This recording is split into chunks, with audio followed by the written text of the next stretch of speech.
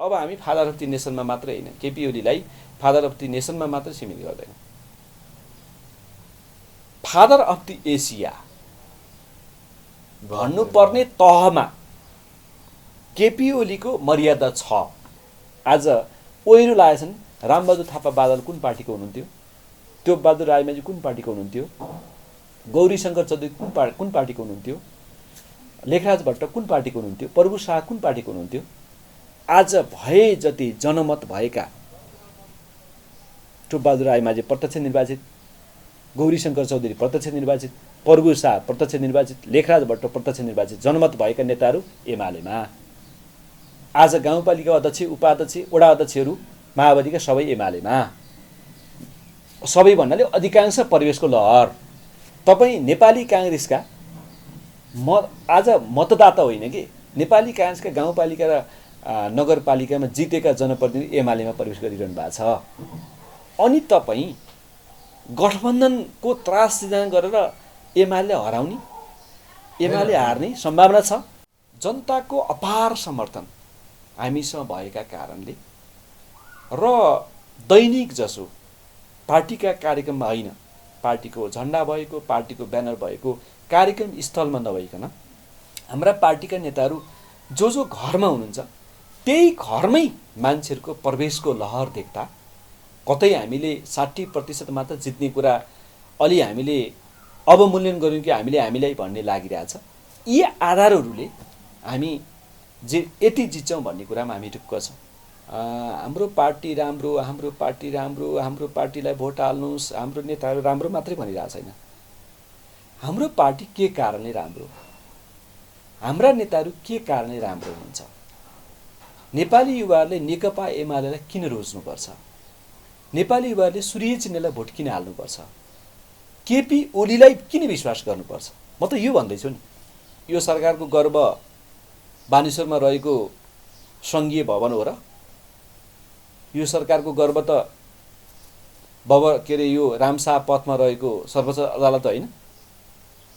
विश्वमा सरकार अदालतबाट बन्छ, विश्वमा सरकार तपाईँको शपथ, प्रधानमन्त्रीले शपथ ग्रहण गर्ने कार्यक्रमको मिति तय पनि अदालतले गरिदिन्छ। विश्वको सर्वशक्तिमान भनिएको देश अमेरिकाको राष्ट्रपति, समाजवादको नयाँ झन्डा बोकेको, समाजवादको झन्डा बोकेको चीनको राष्ट्रपति सी जिनपिङ गएको, नरेन्द्र मोदीको गृह राज्यमा पछि केपी ओली जानुभयो नेपालको प्रधानमन्त्रीको हैसियतमा। सी जिनपिङ गएको बेला भन्दा बेसी मान्छे चाहिँ केपी ओली गएको बेलामा आएर थिए मान्छे। किन आएर भने हाम्रो देश यति ठुलो देश छ, जनसङ्ख्याले यति धेरै जनसङ्ख्या भएको देश छ, यति फराकिलो देश छ। हाम्रो देशले नाकाबन्दी लगाउँदा नरेन्द्र मोदीसँग सिधा सिधी आँखामा आँखा जुदाएर कुरा गर्ने ओली कस्तो हुनुहुँदो रहेछ। हाम्रो देशको प्रधानमन्त्रीसँग आँखामा आँखा जुदाएर कुरा गर्ने कस्तो हुनुहुँदो रहेछ। त्यस्तो नाकाबन्दीलाई पनि थेक्ने कस्तो नेता हुनुहुँदो रहेछ। नेपालको प्रधानमन्त्री ओलीजी कस्तो हुनुहुँदो रहेछ भनेर जनताहरूको जिज्ञासा थियो अरे। दर्शक महानुभावहरू नमस्कार। राष्ट्रिय युवा सङ्घको कार्यालय सदस्य तथा निवर्तमान महासचिव रमेश आचार्य यति बेला हामीसँग हुनुहुन्छ। अन्य राष्ट्रिय व्यूहमा स्कुल कमिटी, प्रारम्भिक कमिटीदेखि विभिन्न कमिटी हुँदै केन्द्रीय सचिवालय सदस्यसम्म गरी जम्मा 17 वर्ष उहाँले बिताउनु भएको छ। अहिले हाल कार्यालय कमिटी सदस्य पनि हुनुहुन्छ। 2069 देखि हालसम्म क्रियाशील राष्ट्रिय युवा सङ्घमा क्रियाशील पनि हुनुहुन्छ उहाँ। 6 वर्ष केपी ओलीको स्वकीय सचिव भएर पनि उहाँले काम गर्नुभएको छ र आज हामीले उहाँलाई निम्ति आएका छौँ। आउनुहोस् उहाँलाई स्वागत गरौँ। सर स्वागत छ। धन्यवाद छ बोमनजी। मुलुक चुनावमा होमियो, स्थानीय चुनावमा एमालेलाई जिताउन राष्ट्रिय युवा सङ्घ कसरी लागेको छ? हामीलाई यो 16 श्राद्धमा ब्राह्मणहरूलाई घर घरमा 16 श्राद्धको श्राद्ध गर्नलाई जसरी भ्याइ नभ्याइ हुन्छ, अहिले राष्ट्रिय युवा सङ्घ नेपालका नेता कार्यकर्ताहरूलाई वैशाख 30 गते हुने स्थानीय तहको निर्वाचनमा नेकपा एमालेका सूर्य ध्वजाबाग उम्मेदवारहरूलाई जिताउनको लागि विभिन्न कामका सन्दर्भमा भ्याइ नभएको अवस्थामा छौँ। मूलत हामीले चैतको 30 गते हाम्रो केन्द्रीय कार्यालय कमिटीको बैठक सम्पन्न गऱ्यौँ। उक्त बैठकले निर्वाचनसँग सम्बन्धित केही निर्देशन गरेको छ केन्द्रीय कमिटी मातहतका कमिटीहरूलाई, र हामीले वैशाखको 14 गते राष्ट्रिय कार्यकर्ता भेलाको आयोजना गरेका छौँ। निर्देशन गरिएका विषयवस्तुहरू मूलत हामीले 3-4वटा कुरामा फोकस गरेका छौँ। एउटा हाम्रो विगतदेखि हामीले उठाइराखेको जहाँ युवा त्यहाँ राष्ट्रिय युवा सङ्घ, यो पटकको चुनावमा जहाँ युवा छन् त्यहाँ राष्ट्रिय युवा सङ्घ छ भन्ने छाप छोड्ने मात्रै होइन, यसलाई हामी पूर्णत यो चाहिँ हामी पुर्याउन चाहन्छौँ। दोस्रो, पहिला हामीले 1 बुथ 1 बुथ 100 युथको कुरा गरेका थियौँ। यो पटक हामीले एउटा बुथमा 100 युथले मात्रै पुग्ने भएन। पहिला गाविस वडाहरूको निर्वाचन हुन्थ्यो, पहिला गाविस थियो, अहिले स्थानीय तह भयो, वडाहरू ठुला भए, प्रत्येक बुथमा मतदाताको सङ्ख्या बढ्यो, जसको कारणले गर्दा हामीले 1 बुथ 200 युथ हामीले चाहिँ परिचालन गर्ने गरी मातहत कमिटीलाई हामीले निर्देशन गरेका छौँ। दोस्रो कुरा। तेस्रो कुरा, हामीले केन्द्रीय कमिटीको तर्फबाट हाम्रो केन्द्रीय कमिटीका संयोजक कमरेड किरण पौडेलको नेतृत्वमा हामी चुनावी अभियानमा छौँ। हामीले के भनेका छौँ भने प्रत्येक पालिकामा केन्द्रीय कमिटीमा प्रतिनिधित्व गर्ने सिनियर कमिटीहरूको नेतृत्वमा केन्द्रीय कमिटीका कमिटीहरू, प्रदेश कमिटीका कमिटीहरू, जिल्ला कमिटीका कमिटीहरू, स्थानीय पालिका कमिटीका कमिटीहरू परिचालित हुने हामीले निर्देशन गरेका छौँ। त्यसै गरी वडा तहमा प्रदेश कमिटी वा जिल्ला कमिटी मध्ये सबभन्दा सिनियर जो साथी हुनुहुन्छ त्यो साथीको नेतृत्वमा वडा तहको परिचालन गर्ने कुरा गरेका छौँ। टोल तहमा जिल्ला कमिटी वा पालिका कमिटीका सिनियर कमिटीहरूको नेतृत्वमा परिचालित हुने कुरा गरेका छौँ। यो परिचालित भइरहँदा हामीले विगतमा राष्ट्रिय युवा सङ्घ नेपालको तर्फबाट विगतका चुनावहरूमा हामीसँग एजेन्डाहरू प्रशस्त थिए, तर मूलत हामीलाई चाहिँ उम्मेदवारहरूको सुरक्षा गर्ने, मतदाताहरूको सुरक्षा गर्ने, मतदाताहरूलाई अरू कुनै पनि पार्टीहरूले भ्रमित बनाउन नदिने, घर दैलो अभियानलाई प्रभावकारी बनाउनको लागि हामीले भूमिका खेल्ने, सभा भेलाहरू चाहिँ हाम्रो तर्फबाट हामीले प्रभावकारी स्वयंसेवीको भूमिका खेल्ने काम हामी गर्थ्यौँ। यो पटक हामीले अर्को थप के काम हाम्रा निर्वाचनमा परिचालन भएका नेतादेखि कार्यकर्ताहरूले के गर्नुहुन्छ भने यो पटक चाहिँ नेकपा एमाले र नेकपा एमालेका श्रद्धेय अध्यक्ष केपी शर्मा ओली हाम्रो लागि, नेपालको युवाहरूको लागि सबैभन्दा प्रिय केपी ओली हुनुभयो। सबैभन्दा प्रिय पार्टी चाहिँ नेकपा एमाले भयो। किनभने देशभरि नै, किनभने केपी शर्मा ओली यो देशमा 2 पटक प्रधानमन्त्री हुनुभयो। अघिल्लो पटक प्रधानमन्त्री हुँदा र पछिल्लो पटक 41 महिना प्रधानमन्त्री हुँदा, अघिल्लो पटक प्रधानमन्त्री हुने बेलामा संविधान निर्माणमा हस्तक्षेपकारी भूमिका खेल्नुभयो। यदि केपी शर्मा ओलीले हस्तक्षेपकारी भूमिका खेल्नुभएको थिएन भने नेपालमा संविधान आउँदैन थियो। राष्ट्रिय युवा सङ्घ नेपालको तर्फबाट हामीले शिक्षा, स्वास्थ्य, रोजगारी, खाद्य सुरक्षा, आवास, श्रमको हक, मौलिक हकको रूपमा ग्यारेन्टी हुनुपर्दछ भन्यो। उहाँले हस्तक्षेपकारी भूमिका खेलेको संविधानमा त्यो ग्यारेन्टी भयो। त्यसै गरी राज्यको नीति र निर्देशक सिद्धान्त जुन भाग 4 मा उल्लेख छ, श्रम सम्बन्धी नीतिको कुरा त्यहाँ उल्लेख भयो।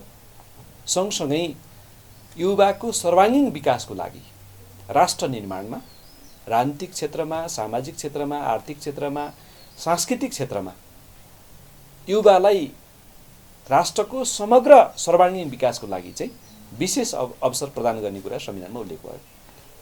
दोस्रो कार्यकालमा केपी शर्मा ओली प्रधानमन्त्रीको रूपमा आइसकेपछि प्रधानमन्त्री रोजगार कार्यक्रम मार्फत स्वदेशमा बेरोजगार भएका युवाहरूलाई, वैदेशिक रोजगारीबाट फर्केका युवाहरूलाई न्यूनतम 365 दिनमा, 1 वर्षमा 100 दिन चाहिँ रोजगारी दिने।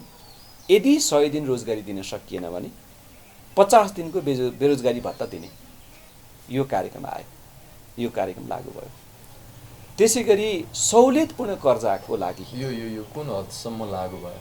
सूचनाको अभावको कारण तल युवा साथीहरूले थाहा नपाएको कारण, स्थानीय पालिकाहरूले त्यसलाई प्रभावकारी ढङ्गले सञ्चालन गर्न नसकेका कारण पूर्ण रूपमा लागू हुन नसके तापनि 50% भन्दा बेसी यो लागू भयो, जसमा हामीले त्यसलाई केही न केही भूमिका हामीले यसको तथ्याङ्कहरू पनि छ 50% भयो भन्ने। म अहिले तपाईँलाई यकिन ढङ्गले यति प्रतिशत भनेर भन्न सक्ने अवस्थामा छैन, तर हामीले टेन्टेटिभली हाम्रो सङ्गठनको तर्फबाट देशभरि हामीले गरेको सर्वेक्षणको आधारमा झन्डै 50% हाराहारीमा यो लागू भयो हामी भन्न सक्छौँ। यी खालका कामहरू केपी शर्मा ओली नेतृत्वको सरकारले, नेकपा एमालेका श्रद्धेय अध्यक्ष केपी शर्मा ओली नेतृत्वको सरकारले गरेको कारणले यो चुनावमा नेकपा एमाले नेपाली युवाहरूको लागि प्रिय पार्टी हो। केपी शर्मा ओली नेपाली युवाहरूको लागि प्रिय नेता हो।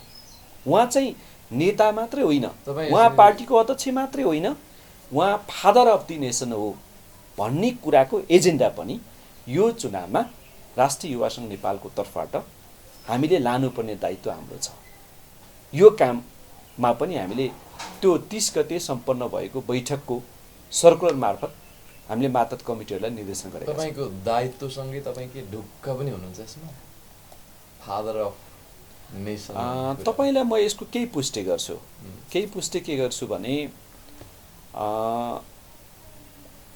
नेपालमा क्रियाशील रहेका राजनीतिक पार्टीका नेताहरू जस्तै प्रचण्ड, पुष्पकमल दाहाल प्रचण्ड, माधव कुमार नेपाल, शेरबहादुर देउपा लगायतका विभिन्न तहका नेताहरू उहाँहरूको इन्टरनल कार्यक्रममा धेरै ठाउँमा जानुभएको छ, ओपन कार्यक्रममा पनि जानुभएको छ।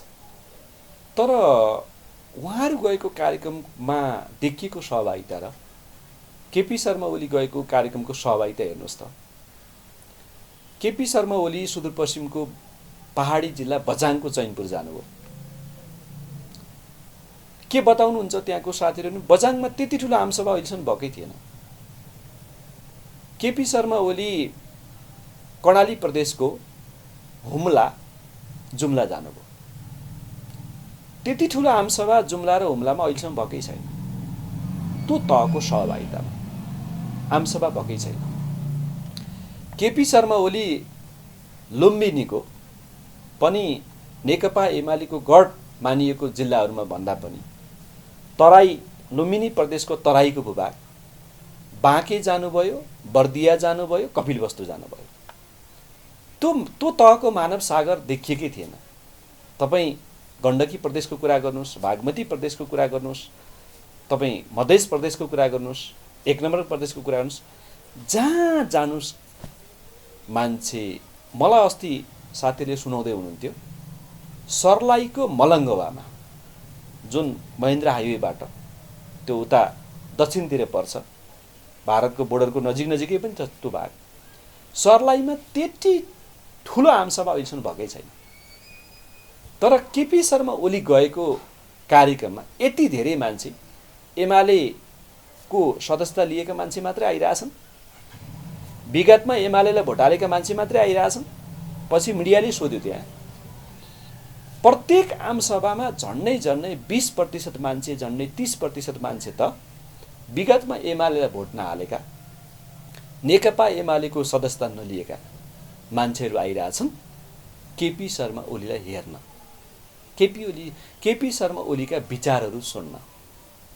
मैले सामान्यतः अबको निर्वाचन एमालेलाई भोट हाल्ने सोच बनाएको छु, तर त्यो पार्टीको अध्यक्ष कस्तो हुनुहुन्छ, त्यो पार्टीको अध्यक्षको विचार कस्तो छ भन्ने मान्छे सुन्न आछन्।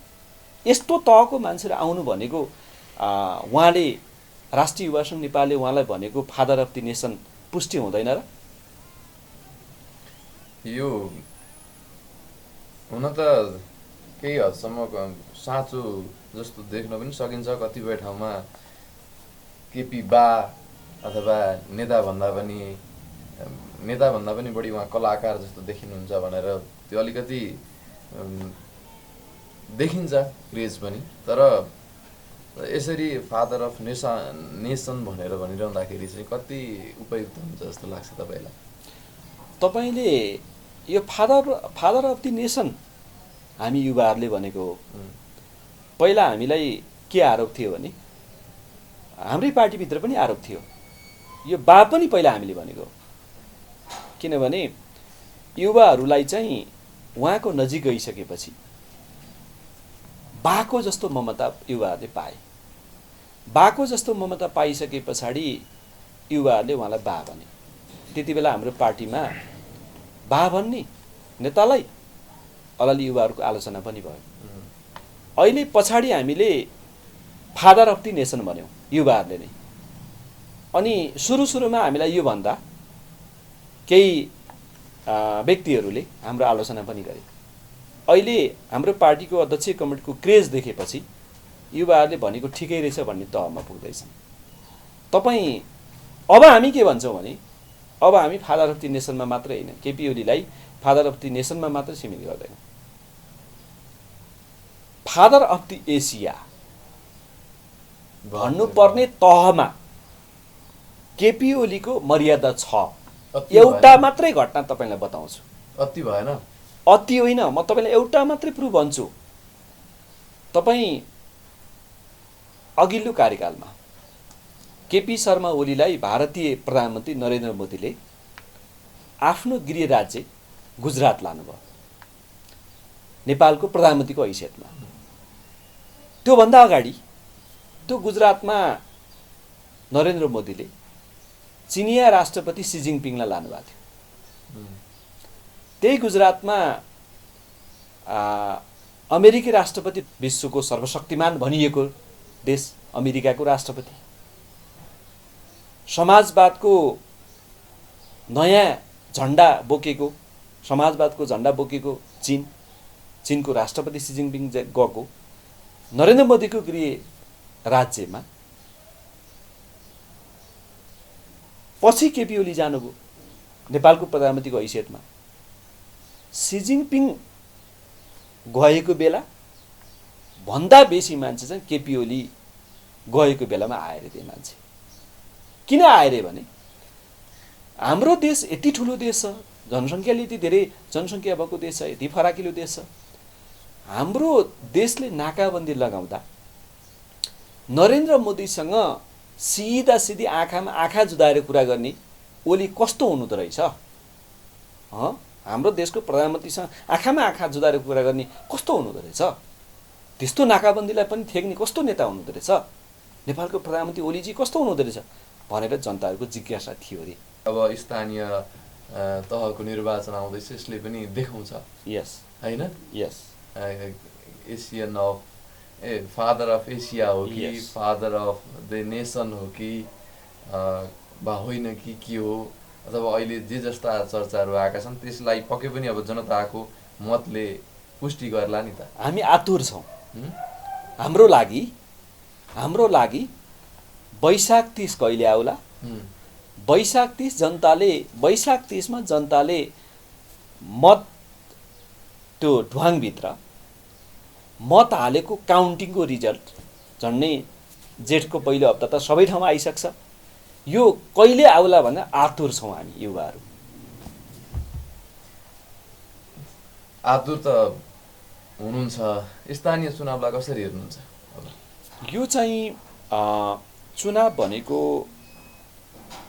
संविधानको रक्षाको लागि, लोकतन्त्रलाई सुदृढ बनाउनको लागि, प्रत्येक संविधानले तोकिएको मितिमा आवधिक हिसाबले जनताले आफूले चुनेका जनप्रतिनिधिहरूले आफूले भनेअनुसार विगतमा काम गरे कि गरेनन्, आफूले चुनेको पार्टी आफूले चुनेको जनप्रतिनिधिले काम गरे कि गरेनन्, त्यही पार्टीलाई फेरि अवसर दिने कि नदिने, तिनै जनप्रतिनिधिहरूलाई त्यही पार्टीबाट उठाइएको जनप्रतिनिधिहरूलाई फेरि अवसर दिने कि नदिने भनेर परीक्षण गर्ने यो आवधिक निर्वाचन संविधानमा व्यवस्था गरेअनुसार हुन्छ।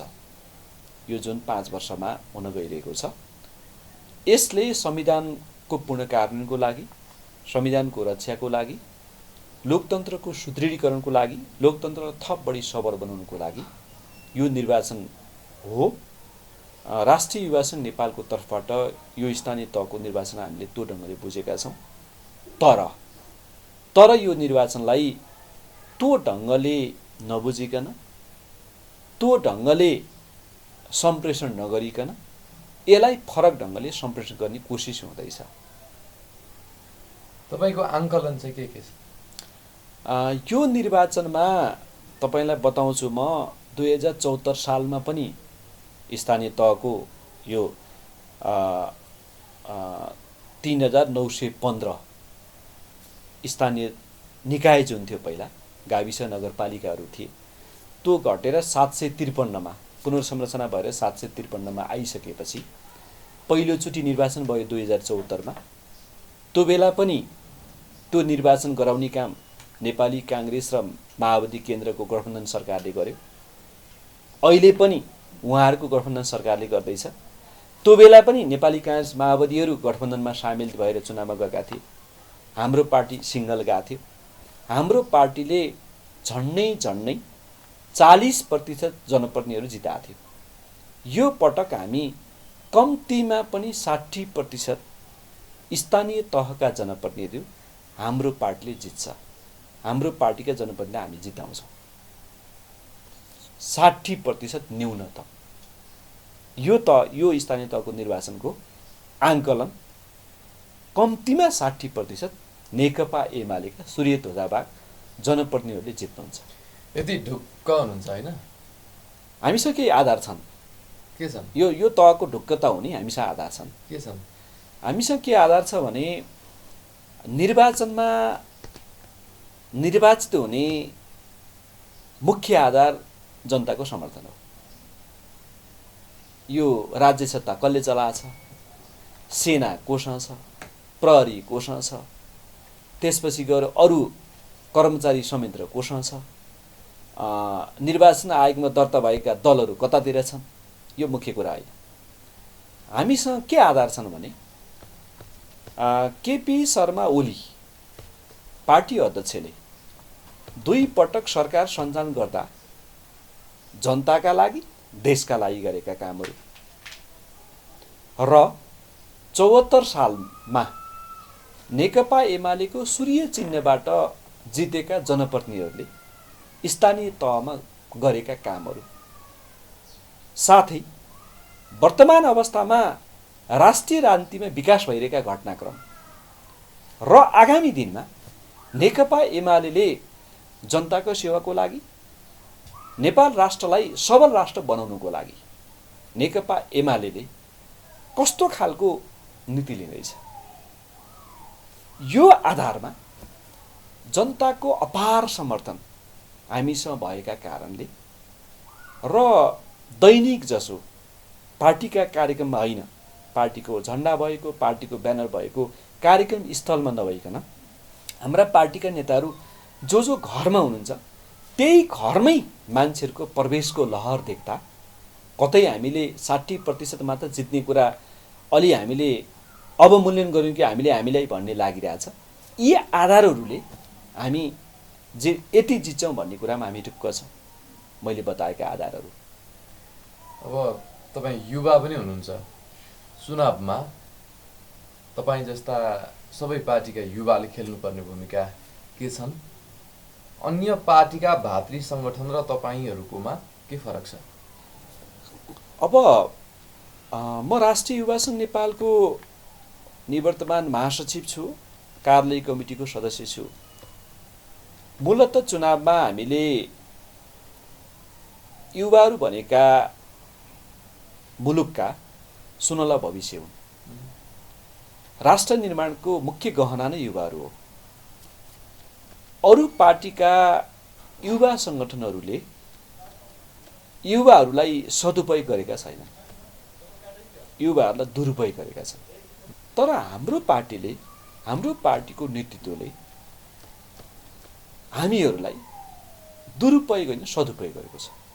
कसरी? हाम्रो पार्टीले योग्यता, क्षमता, सक्रियताको आधारमा तत्त ठाउँहरूमा हाम्रो पार्टीले टिकट दिने गरेको छ। सँगसँगै हाम्रो सामुदायिक हक अधिकारका बारेमा पार्टी केन्द्रीय कमिटीले चुनावी घोषणापत्र बनाउँदा हामीसँग पर्याप्त छलफल गरेको छ। हामीले उहाँहरूले हाम्रो सामुदायिक हक अधिकारको विषयवस्तुमा आफ्ना सुझाव राखेका छौँ। हाम्रा स्थानीय तहका पार्टी कमिटीहरूले अब 5 वर्षमा गर्ने प्रतिबद्धताका बारेमा हामीसँग सुझाव माग्नु भएको छ। हाम्रा मातहत कमिटीहरूले सुझाव दिनुभएको छ हाम्रो सामुदायिक हक अधिकारका लागि। मूलत शिक्षाको विषयमा, स्वास्थ्यको विषयमा, रोजगारीको विषयमा, सरसफाइको विषयमा, ढल व्यवस्थापनका विषयमा, त्यसपछि आउन सक्ने प्राकृतिक विपत्तिका विषयमा, त्यो स्थानीय तहको कृषिको विषयमा, त्यो स्थानीय तहको पर्यटनको विकासको विषयमा, त्यो स्थानीय तहको उद्यमशीलता विकासको विषयमा युवाहरूलाई मूलत राष्ट्र निर्माणमा कसरी लगाउन सकिन्छ, युवाहरूको क्षमता अभिवृद्धिको लागि के गर्न सकिन्छ, युवाहरूले प्राप्त गर्ने शिक्षा, जीवन उपयोगी शिक्षा कसरी बनाउन सकिन्छ, युवाहरूले गर्ने काम अलिक कम्पिटेन्ट कसरी बनाउन सकिन्छ, शिक्षाले त्यो चिज कसरी दिन सक्छ, अलिकति क्वालिटेबल शिक्षा कसरी दिन सकिन्छ, यो विषयवस्तुमा हाम्रो पार्टीले हामीसँग पर्याप्त छलफल गर्छ, पर्याप्त सुझाव माग्छ। हामीलाई नेतृत्व तहमा पनि हामीलाई उसले ठाउँ दिन्छ। आज हाम्रो केन्द्रीय कमिटीमा भएका धेरै साथीहरू पालिका तहका अध्यक्ष उपाध्यक्षका दावेदार हुनुहुन्छ, वडा अध्यक्षका दावेदार हुनुहुन्छ। हामीले पार्टीलाई इन्टरनली के भन्यौँ यो पटक भने, कम्तीमा पनि एउटा पालिकामा एक वडा एक युवा जनप्रतिनिधि,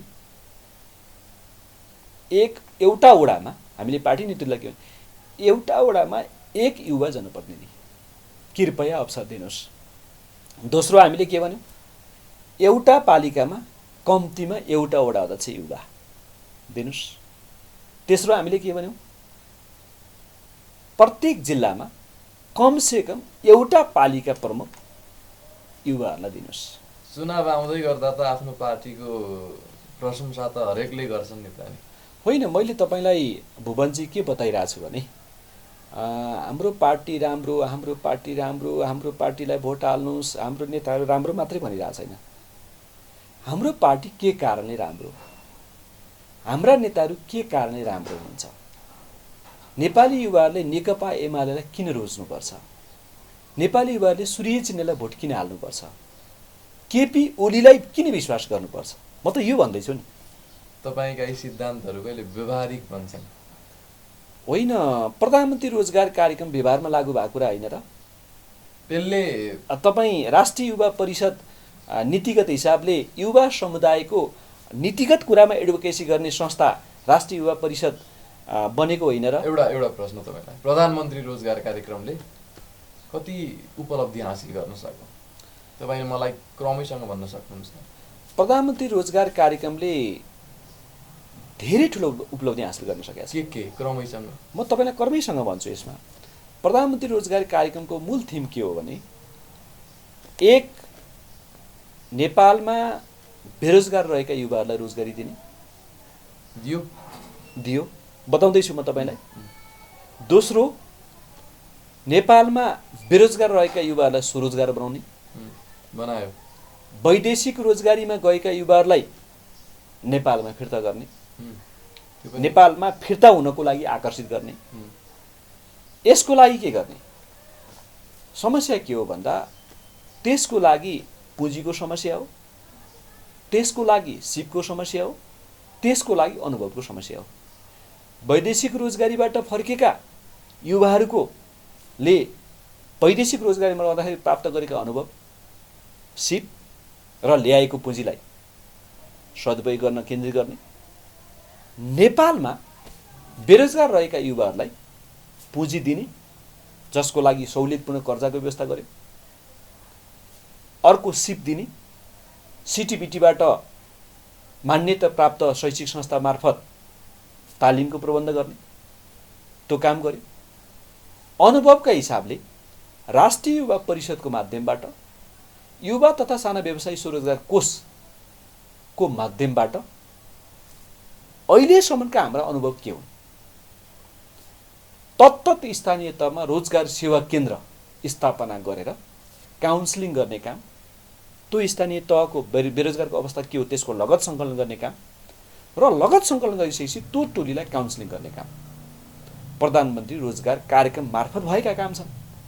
सहुलियतपूर्ण कर्जाको तपाईँ कुरा गर्नुहोस्, कृषि तथा व्यावसायिक कर्जा 5 करोड, वैदेशिक रोजगारीबाट फर्केका युवा कर्जा 2 करोड, शैक्षिक प्रमाणपत्र धितो राखेर 25 लाख, महिला उद्यमशीलता कर्जा 15 लाख। तपाईँले जे आशंका व्यक्त गर्नु खोज्नु भएको छ तपाईँको प्रश्नमा, यो 100% लागू भएको छैन। तर कति प्रतिशत भएको? तर जुन कार्यक्रम जुन अवधिमा सुरु भयो, जति समयमा यो रन भइरहेछ, केपी शर्मा ओली नेतृत्वकै सरकार कायम भएको भए त झन्नै यति बेला यो कार्यक्रम 80% नेपाली युवाहरूले त्यो कार्यक्रमको उपभोग गर्न पाउने गरी लागू हुन्थ्यो। भएको भए तर केपी शर्मा ओलीले यो कार्यक्रम ल्याइसके पछाडि उहाँको कार्यकालमा जति द्रुत गतिमा भयो, शेरबहादुर देउवा आइसकेपछि त्यसले द्रुतता पाएन।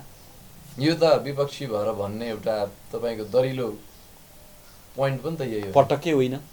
किन होइन? यो पटक्कै होइन, भन्नुपर्ने नै यही हो। पटक्कै होइन। म तपाईँलाई भन्दैछु, यो सरकार आइसके पछाडि, शेरबहादुर देउवा नेतृत्वको सरकार आइसके पछाडि पहिलो कुरा यो सरकारको गर्व नै हेर्नुहोस्। यो सरकारको गर्व बानेश्वरमा रहेको सङ्घीय भवन हो र? यो सरकारको गर्व त यो रामशाह पथमा रहेको सर्वोच्च अदालत होइन? विश्वमा सरकार अदालतबाट बन्छ?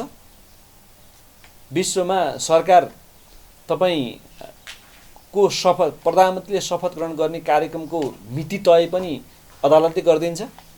त्यस्तो गर्वबाट बन्यो। यो सरकार बनेर आइसकेपछि सरकारले बजेट दिन सकेन, बजेट ल्याउन सकेन। सरकारले प्रतिस्थापन विधेयक लिएर आयो। नेकपा एमालेका श्रद्धेय अध्यक्ष केपी शर्मा ओली नेतृत्वको सरकारले ल्याएको नीति कार्यक्रम बजेटलाई खण्डित गर्ने गरी उसले प्रतिस्थापन विधेयक लिएर आयो।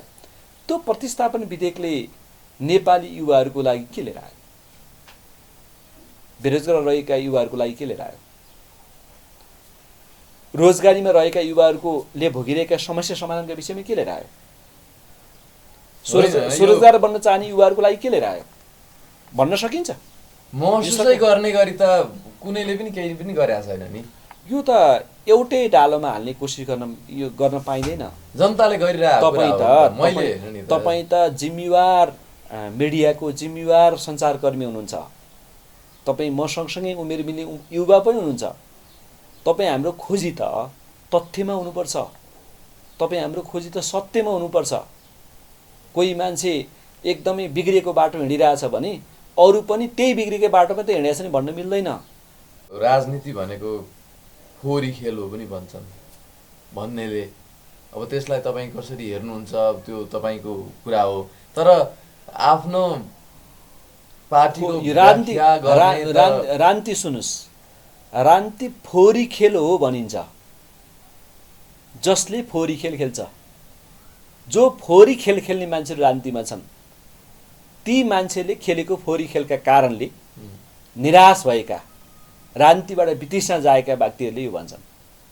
तर रान्ती फोहोर हुनु हुँदैन, यो रान्ती वैराग्य हुनु हुँदैन। रान्ती कहिल्यै पनि फोहोरी खेल होइन। रान्ती त नीतिहरूको पनि नीति हो नि, सबै नीतिहरूको पनि नीति होइन, मूल नीति हो। यो त मूल नीति हो नि, मियो हो नि। यो फोहोर हुनुहुन्छ। तपाईँ पानीको मुहान फोहोर भयो भने के हुन्छ? तपाईँले तल सङ्लो पानी पाउनुहुन्छ, कीटाणु रहित पानी पाउनुहुन्छ? पाउनुहुन्न। रान्ती नै फोहोर भयो भने अरू नीति कस्ता होलान्? जसले गर्दा यो रान्ती विरुद्ध जसले फोहोरी खेल खेले नि, ती मान्छेहरूका कुकर्मले यो खालको संसार प्रभावित भइरहेछ। तर यसलाई को व्यक्तिहरूले कुन पार्टीले फोहोर खेल खेले भनेर जनतालाई सचेत बनाउने काम छ तपाईँ हामी जस्ता युवाहरूको काम हो। अब अलिकति तपाईँले छोटोमा भर्सक सिधा प्रश्नको सिधा उत्तर दिने प्रयास गर्नु होला। युवालाई देशको खम्बा र परिवर्तनको सम्भाग भनिन्छ नि, राजनीतिमा युवामा देखिएको विचलनबारे तपाईँ के भन्नुहुन्छ? युवामा तपाईँले ठिकै क्वेसन गर्नुभयो। रान्तिप्रति युवाहरूको जुन तहको आकर्षण आन्दोलनको मोर्चामा छ, आन्दोलन सम्पन्न भइसकेपछि युवाहरूमा एक तहको वितृष्णा सुरु भएको थियो। किनकि राजनीतिक पार्टीका नेता, राजनीतिक पार्टीहरूले आन्दोलन सम्पन्न भइसकेपछि त्यो आन्दोलनबाट प्राप्त भएका उपलब्धिहरू युवा समुदाय उपलब्धि बनाउनुको लागि, त्यो उपलब्धिहरूलाई युवा समुदायले चुम्ने बनाउनुको लागि काम गरेनन्। तर जसको कारणले गर्दा युवाहरूमा राजनीतिप्रति वितृष्णा आयो, वैराग्य भाव सिर्जना भयो। तर अहिले त्यो स्थिति छैन। अहिले राजनीतिप्रति युवाहरूको चासो बढेको छ, चर्चा बढेको छ, विश्वास जागेको छ, आशा जागेको छ। वैदेशिक रोजगारीको लागि सर्टिफिकेट उचालिरहेका युवाहरू पनि होइन, मेरै देशमा को रोजगारी पाइने अवस्था छ भनेर भनिरहेछ। विदेश गएको युवाहरू स्वदेश फर्कन आतुर बनेर बसिरहेछ। तपाईँलाई म हिजोको मात्र तथ्य बताउँछु। केपी शर्मा ओलीले नेकपा एमालेको नेताभन्दा माथि उठेर, पार्टी अध्यक्षभन्दा माथि उठेर, नेपालको गणतान्त्रिक नेताभन्दा माथि उठेर, लोकतान्त्रिक नेताभन्दा माथि उठेर म समग्र देशको युवाहरूको नेता हो, म समग्र देशको नेता हो भन्ने हिसाबले हिजो एउटा कार्यक्रम आयोजना गर्नुभयो। तपाईँ काठमाडौँ उपत्यकामा त्यति ठुलो हलै छैन।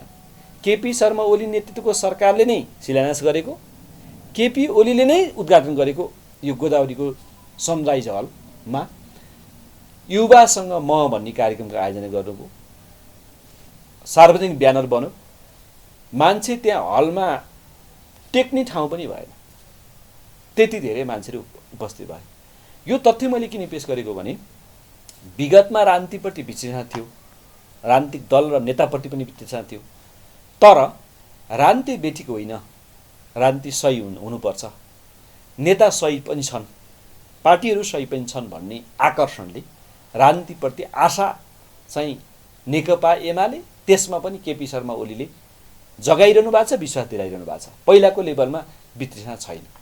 पुराना पुस्ताका जुन केही नेताहरूले दुर्गन्धित बनाएका छन् त राजनीतिलाई, अब युवाले चाहिँ कसरी सफा गर्न सकिन्छ? पुराना पुस्ताका केही व्यक्तिहरूले दुर्गन्धित बनाएछ। फेरि तपाईँले सहमत छैन भनिरहँदा तितो सत्य भनिन्छ क्या? सत्य तपाईँलाई म बताउन चाहन्छु, तपाईँले पुराना भन्नाले केपी शर्मा ओली 2030 सालमा 14 वर्षको जेल जीवन बिताउन तयार हुनुभयो पञ्चायतकालीन अवस्थामा। तपाईँले आफ्नो घर परिवार छोड्नुभयो, आफ्ना इष्टमित्रहरू छोड्नुभयो, आफ्ना साथी सङ्गी छोड्नुभयो पञ्चायत ढाल्नको लागि। पञ्चायती व्यवस्था यो देशमा उपयुक्त छैन भनेर पञ्चायती शासकहरूको विरुद्धमा आन्दोलन चलाइरहेको बेलामा पञ्चायती शासकहरूले उहाँलाई 22 वर्षको उमेरमा थोन्यो। हेर्नुहोस्, 30 सालदेखि 44 सालसम्म 10 वर्ष अरू विभिन्न जेलमा, 4 वर्ष गोलघरमा। तपाईँ त्यो तहको त्याग, तपस्या, समर्पणको भावना तपाईँ र ममा छ? तपाईँ र ममा छ? होइन होइन, त्यो त्यो त्यो भावना, त्यो त्यागलाई हामीले भएन त्याग भन्न खोजे होइन नि त। हामीले त के मात्रै हो भने उहाँको त्यो जीवन जुन सङ्घर्ष आफ्नो त्यो आफ्नो ठाउँमा छ, तर जुन जुन एउटा विकासको लागि, जुन सपनाको लागि देशलाई बनाउने नै गरी उहाँले त्यो त्याग गरेको भने त्यो त्याग अनुसारको, त्यो समर्पण अनुसारको परिणाम अहिले देखिन्छ त छैन। नेपालका युवाहरू सुरुङ मार्गमा गाडी चढ्नको लागि कहाँ जानु पर्थ्यो? कहाँ जान इच्छुक थिए? युरोप, अमेरिका, जापान, चाइना होइन। नेपालका युवाहरू जल मार्गबाट पार गरेर जल मार्गमा हिँड्नको लागि नेपाली युवाहरू कहाँ जान इच्छुक थिए? अरबका देशहरू, जुन सामुद्रिक सतहहरू जोडिएका देशहरू जान चाहन्थे।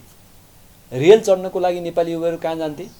रेल चढेर फोटो खिच्नका लागि युरोप, अमेरिका, इन्डिया, चाइना होइन। तर ती सपनाहरू हाम्रो देशमा पनि यस्तो भइदिए हुन्थ्यो।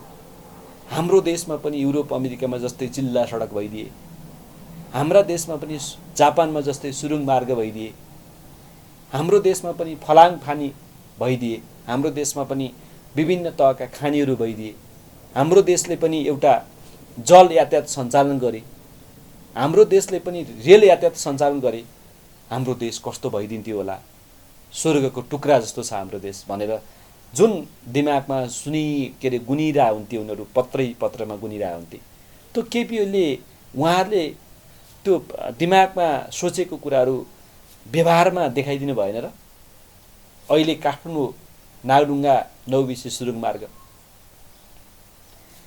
पूर्व पश्चिम रेलमार्गको डिपिआर, चाइनासँगको तपाईँ सम्झौता, टोखादेखि छ अरे, बेत्रावतीदेखि उहाँ के अरे रौसुवाको नाकासम्म, त्यसपछि उहाँ सिद्धनाथ बाबादेखि बुटोलसम्मको तपाईँ सुरुङ मार्ग, तपाईँ रेल यातायात अहिले के अरे यो जल यातायातको विषयमा सुनसरीको चतराबाट चलिरहेछ, चितवनमा चलिरहेछ। जिल्ला सडक हेर्नको लागि अब नेपाली युवाहरू युरोप, अमेरिका धाउनुपर्ने अवस्था छ र? एयरपोर्टहरूको लागि ओहो, अरू देशको एयरपोर्टमा जाँदाखेरि त्यो एयरपोर्टको भौतिक संरचना र हाम्रो देशको एयरपोर्टको भौतिक संरचना हेर्दा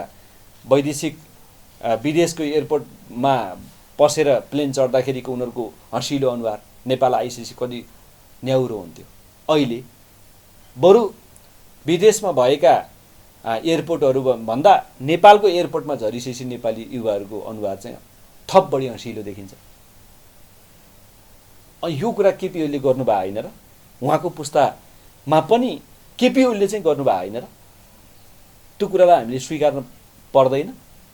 त्यो कुरालाई हामीले सम्मान गर्नु पर्दैन र? सम्मान कि कति काम भएको छ जनताले महसुस नगरिकन त हामी यहाँ बसेर कसरी भन्न सक्छौँ र? तर अब महसुसको मापन के हो?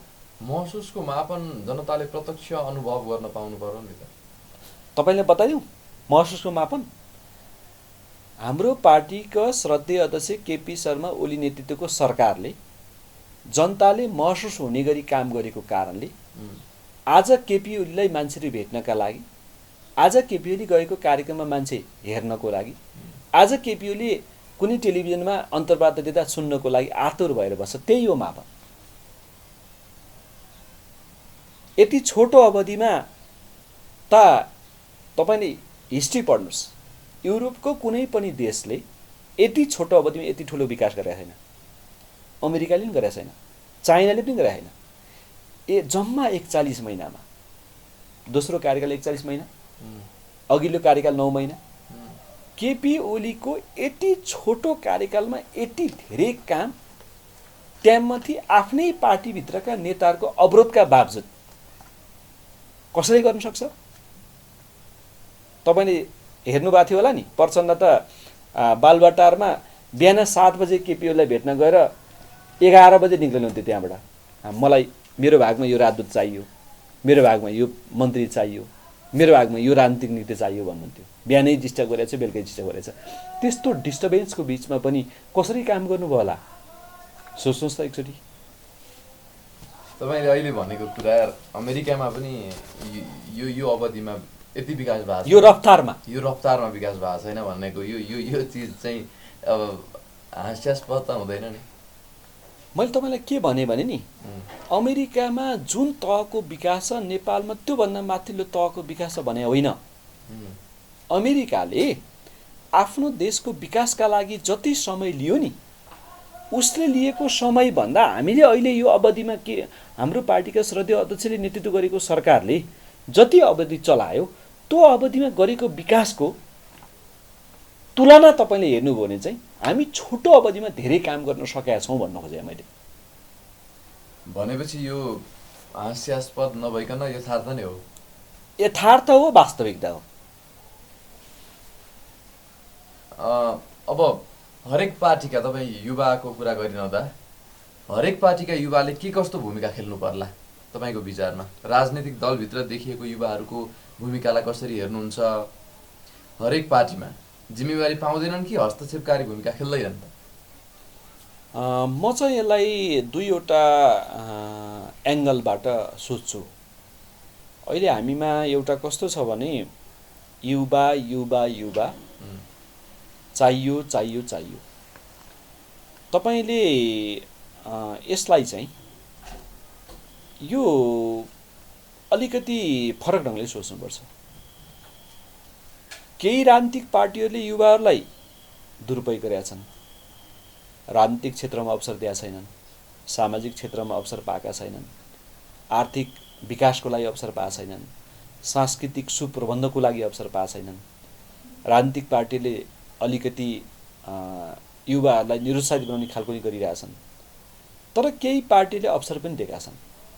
तर अवसर दिँदाखेरि त्यो अवसरलाई ग्रिप गर्ने गरी त्यो पार्टीभित्र त्यो अवसर पाएका युवाहरूले आफूलाई आफ्नो योग्यता क्षमता विकासमा पनि पर्याप्त ध्यान दिएको, आफूलाई थप बढी समृद्ध बनाउनको लागि पनि पर्याप्त ध्यान दिएको अवस्था छैन। यो कुरालाई चाहिँ हामीले बुझ्नुपर्छ। मूलतः राजनीतिक सङ्गठनभित्र आबद्ध रहेका युवाहरूले आफ्नो पार्टी नेतृत्वलाई र आफ्नो पार्टीलाई संविधानमा गरिएका प्रबन्धहरू, पार्टीका कार्यक्रमहरू, पार्टीका घोषित नीतिमा गरिएका प्रबन्धहरू, पार्टीले चुनावको बेलामा प्रस्तुत गरेको घोषणापत्रमा गरिएका प्रबन्धहरू अनुसारको युवाहरूलाई अवसर दिने कुरामा पार्टी नेतृत्वको ध्यान जानुपर्छ भन्ने एउटा पार्टीभित्र बहस सञ्चालन गर्नुपर्छ, नेतृत्वलाई दबाब दिनुपर्छ। राजनीतिक पार्टीमा आबद्ध भएकाहरूले, राजनीतिक पार्टीभन्दा बाहिर रहेका युवाहरूले, बाहिर रहने युवाहरूले चाहिँ राजनीति भनेको फोहोरी खेल हो, राजनीतिमा लाग्नु हुँदैन, राजनीतिक पार्टीका नेताहरू बेठिक हुन्छन् भन्ने कुरा दिमागबाट हटाउनुपर्छ। राजनीति मूलनीति हो, यसलाई राम्रो बनाउन सकियो भने मात्रै हाम्रो देश राम्रो हुन सक्छ, हाम्रो देशका जनताहरू सबल हुन सक्छन्। त्यसका लागि संविधानमा जे जस्ता खालका प्रबन्धहरू गरिएका छन्, सबै राजनीतिक पार्टीले आफ्नो घोषणापत्रमा युवाहरूका लागि जे खालका कुराहरू प्रबन्ध गरेका छन् ती कुराहरूलाई हुबहु लागू गराउनको लागि सार्वजनिक क्षेत्रबाट दबाब दिने, बहस सञ्चालन गर्ने, अपिल गर्ने काम यो क्षेत्रका युवा संस्थाहरूले गर्नुपर्छ। यसो गर्न सक्दा सँगसँगै उनीहरूले के पनि उठान गर्नुपर्छ भने युवाहरूको वृत्ति विकासमा युवा स्वयं आफैले पनि के कुरामा ध्यान दिनुपर्ने हो। बदलिने परिवेश अनुसार आफ्नो राष्ट्र निर्माणको लागि आफ्नो घर परिवार इष्ट मित्र समाज छरछिमेकलाई अलि स्तरीय हिसाबले क्वालिटेबल हिसाबले विकास गर्नको लागि उसमा चाहिँ कुन तहको क्वालिटी आवश्यक हुन्छ त, यो कुरामा पनि उसले चासो राख्नुपर्छ, उसले त्यसमा ध्यान दिनुपर्छ। म यो ठान्छु। युवाहरू राजनीतिमा किन कम छन् त? तपाईँले गरेकै कुराले हो, वितृष्णा एउटा जागेरै हो। युवाहरू राजनीतिमा कम छैनन्,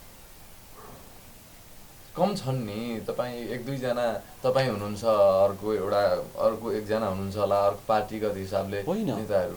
रान्तीमा युवाहरू कम हुनु न, तपाईँले चाहिँ यसलाई होलसेलमा लाने मिल्दैन। सबै पार्टीहरूले आफ्नो युवाहरूलाई सङ्गठित गर्नको लागि युवा सङ्गठनहरू बनाएको छ।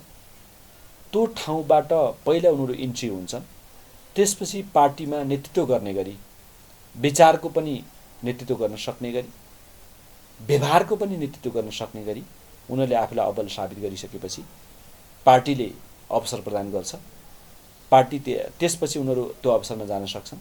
अझ म त नेकपा एमालेको जनसङ्गठन राष्ट्रिय युवा सङ्घ नेपालको नेता भएको कारणले हाम्रो पार्टीले त युवाहरूलाई विशेष अवसरै प्रदान गरेको छ, विशेष अवसर प्रदान गरेको छ।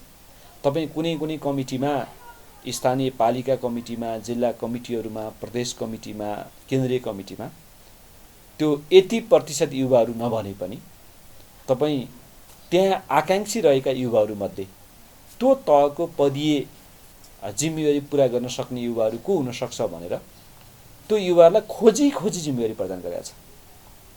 युवा छैनन् भन्न मिल्दैन। तपाईँले भने जस्तो सबै पार्टीहरूमा त्यो तहको युवाले जिम्मेवारी पाएका छैनन्। म यसमा स्वीकार गर्छु, नेपाली काङ्ग्रेसले, माओवादी केन्द्रले, अरू पार्टीहरूले कि सकेसम्म युवालाई अवसर दिँदैन, दिए भने पनि थिचेर राख्छन्। तर नेकपा एमालेमा चाहिँ अवसर पनि पार्टी नेतृत्वले दिएको छ, पार्टीले दिएको छ, थिचेर राखेका छैन। अवसर पाइसकेपछि उसको योग्यता क्षमता खुल्ला ढङ्गले सदुपयोग गर्न सक्ने प्लेटफर्म पनि उसले पाएको छ। फेरि अब त्यसो भए तपाईँकै आफ्नै पार्टी एमालेको कुरा गरौँ। चुनावमा 5 दलीय गठबन्धन एमालेलाई पत्ता साफ गराउने भनेर लागिरहेछ। यसलाई चाहिँ तपाईँ कसरी हेर्नुहुन्छ? नेपाली शब्दकोशमा गठबन्धन भन्ने शब्द छ होइन। अहिले चाहिँ उहाँहरूले के भन्नुभएको छ, तपाईँ नेपाली काङ्ग्रेसका नेताहरूको कुरा सुन्नुभएको छ नि। बिचरा नेपाली काङ्ग्रेस त बिपीको सिद्धान्तमा अडेको पार्टी हो नि।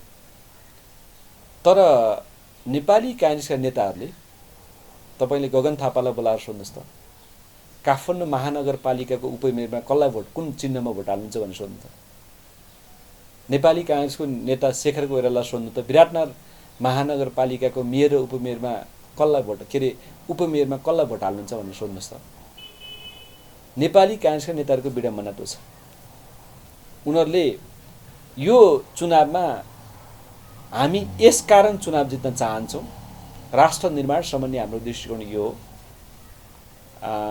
जनतालाई सेवा दिने सन्दर्भमा हाम्रो दृष्टिकोण यो भन्नु सकेका छैन। के भन्छन्, केपी ओलीलाई हराउनलाई यो गठबन्धन हो भनेका छन्। अनि माधव नेपालको कुरा सुन्नु भएको छ, मलाई नगन्नी, मलाई नटेर्नी केपी ओलीलाई म देखाइदिन्छु, केपी ओलीको पार्टीलाई म रसातलमा पुर्याइदिन्छु। उहाँको त छ। प्रचण्डको के छ, एमाले पार्टी कब्जा गर्नको लागि पार्टी एकीकरण गरेको, केपी ओली बाँचेर सकिएन, अब गठबन्धन बनाइयो केपी ओलीलाई हराउनको लागि। उहाँको भाषा यही आशयमा छ होइन र? त्योभन्दा फरक छ।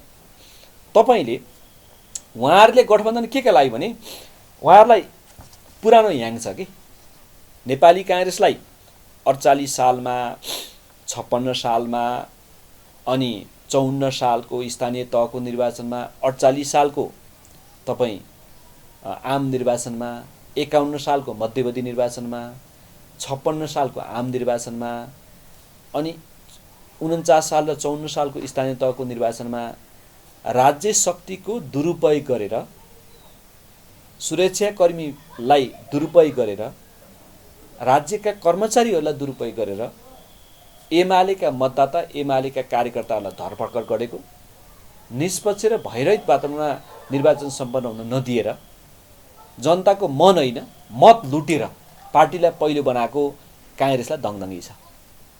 माओवादीलाई 64 सालमा आतङ्क सिर्जना गरेर पहिलो पार्टी भएको दङदङ्गी छ। यो निर्वाचनमा पनि प्रचण्डका नाममा, माधव नेपालका नाममा, शेरबहादुरका नाममा, उपेन्द्र यादवका नाममा, यी पार्टीहरूका नाममा चाहिँ जनतामा एउटा त्रास सिर्जना गर्न सकिन्छ कि यो त्रास सिर्जना मनोवैज्ञानिक त्रास सिर्जना गर्न सकियो भने चाहिँ एमाले हराउन सकिन्छ कि भने गठबन्धनको उहाँहरूले शब्द जाल फैलिरहनु भएको छ। यो गठबन्धन केही पनि होइन। माओवादी तपाईँले माओवादी केन्द्रमा 64 सालकै जति मतदाता छन्, 70 सालकै जति मतदाता छन्। आज ओहिरो लागेछन्। रामबहादुर थापा बादल कुन पार्टीको हुनुहुन्थ्यो? त्यो बहादुर राईमाझी कुन पार्टीको हुनुहुन्थ्यो? गौरी शङ्कर चौधरी कुन पार्टीको हुनुहुन्थ्यो? लेखराज भट्ट कुन पार्टीको हुनुहुन्थ्यो? प्रभु शाह कुन पार्टीको हुनुहुन्थ्यो? आज भए जति जनमत भएका टोपबहादुर राईमाझी प्रत्यक्ष निर्वाचित, गौरी शङ्कर चौधरी प्रत्यक्ष निर्वाचित, प्रभु शाह प्रत्यक्ष निर्वाचित, लेखराज भट्ट प्रत्यक्ष निर्वाचित जनमत भएका नेताहरू एमालेमा। आज गाउँपालिका अध्यक्ष, उपाध्यक्ष, वडा अध्यक्षहरू माओवादीका सबै एमालेमा। सबै भन्नाले अधिकांश परिवेशको लहर। तपाईँ नेपाली काङ्ग्रेसका आज मतदाता होइन कि नेपाली काङ्ग्रेसका गाउँपालिका र नगरपालिकामा जितेका जनप्रतिनिधि एमालेमा प्रवेश गरिरहनु भएको छ।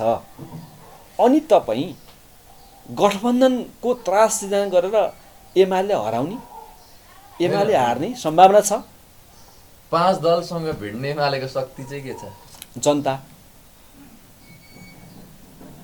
नेकपा एमालेका नीति सिद्धान्त कार्यक्रम, नेकपा एमाले विगतमा गरेका काम, अहिले राष्ट्रिय राजनीतिमा विकसित भएको घटनाक्रम, आगामी दिनमा नेकपा एमाले देश र जनताको लागि के गर्दैछ त्यो सम्बन्धी योजना कार्यक्रम, नेकपा एमालेको नेतृत्वप्रतिको जनताको विश्वास, नेकपा एमालेप्रतिको जनताको विश्वास, यही हो आधार। दैनिक जसो लहर चलिरहेछ, आधार यही हो। पार्टी परिवेश भ्याइ नभ्याइ छ। टिका लगाएर नेताहरूलाई भ्याउने अवस्था छैन, खादा लगाएर नेताहरूलाई भ्याउने अवस्था छैन। अहिले त पार्टी परिवेश पनि कस्तो भयो? एउटा कार्यक्रम तपाईँलाई सुनाउँ मैले। पार्टी परिवेश कार्यक्रममा हाम्रो पार्टीका अध्यक्ष कमिटीले टिका लाउने, त्यहाँ त्यो अध्यक्ष कमिटीले मात्रै होइन, त्यो मञ्चमा बसेका अरू नेताहरूले पनि टिका लगाएर नभ्याउने भएर एउटा प्रतिनिधिमूलक ढङ्गले एकजना व्यक्ति आउनुभयो।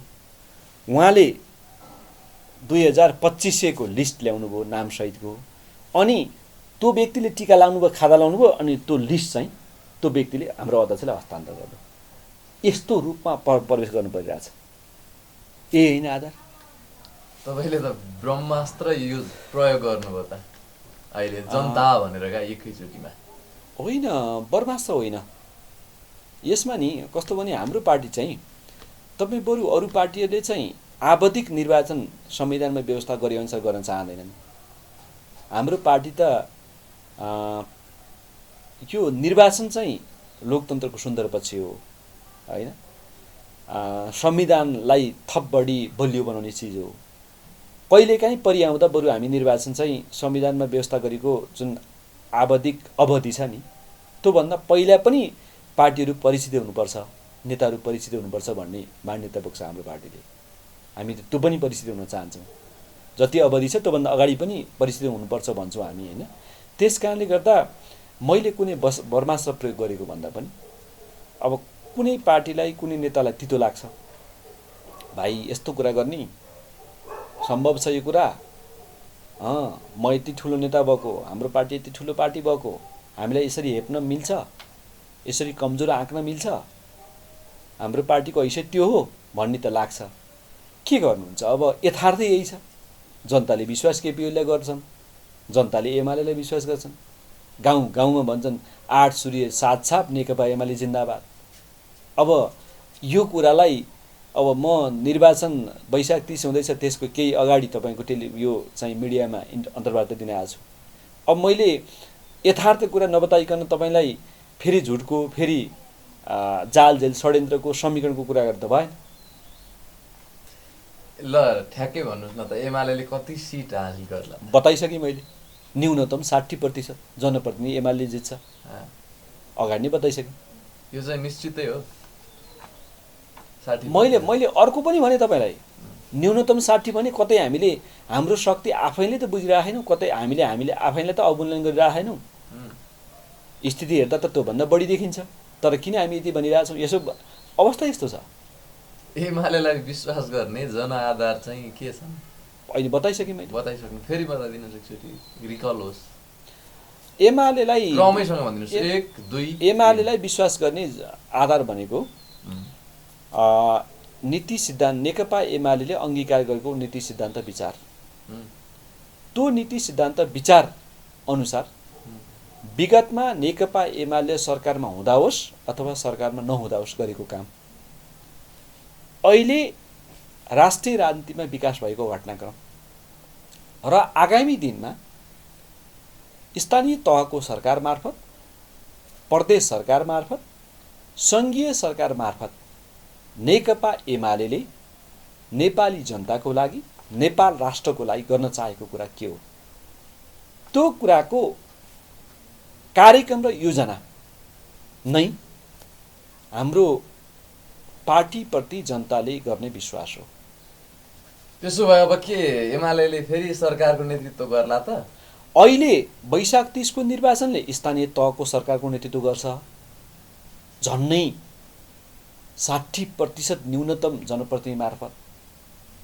त्योभन्दा पछि आउने प्रदेश र प्रतिनिधि सभाको निर्वाचनमा प्रदेशमा 7वटै प्रदेशमा नेकपा एमालेको नेतृत्वमा, सङ्घमा फेरि पनि केपी शर्मा ओली नेतृत्वमा सरकार बनाउँछ। त्यो सरकार चाहिँ यसो खादा लगाउन, माला लगाउन, यसो अबिर लगाउन, फेसबुकमा यसो पोस्ट गर्न होइन, देशका लागि, जनताको लागि। तपाईँ 6 वर्ष एमाले अध्यक्ष केपी शर्मा ओलीको सचिवालयमा बसेर काम गर्नुभयो।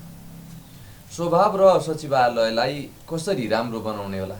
अरूले सिक्नुपर्ने कुरा केही छन्?